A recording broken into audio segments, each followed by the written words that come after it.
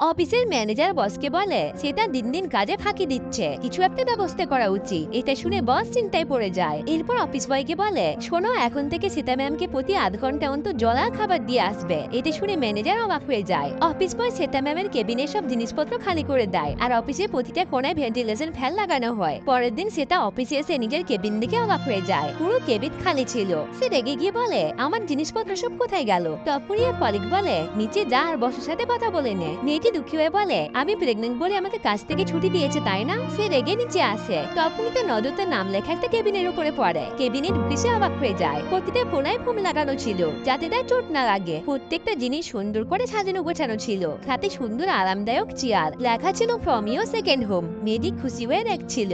আরাম করে বসার জন্য নিচে একটা পা রাখা টুলও ছিল, যাতে সে একদম কমফোর্ট ফিল করে। তার যাতে উপরে উঠতে কষ্ট না হয় সেই কারণে নিচে তার কেবিন শিফট করা হয়েছে। তখনই বস আসে আর জিজ্ঞেস করে, তুমি কমফোর্টেবল তো? মেয়েটি খুশি হয়ে হ্যাঁ বলে। বস বলে, মা হওয়া সহজ নয়, আমরা শুধু চেষ্টা করছি যাতে তোমার এই জার্নি সহজ হয়। এতে শুনে মেয়েটি ভীষণ খুশি হয়ে যায় আর সে সত্যি অনুভব করে যে অফিস তার সেকেন্ড বাড়ি।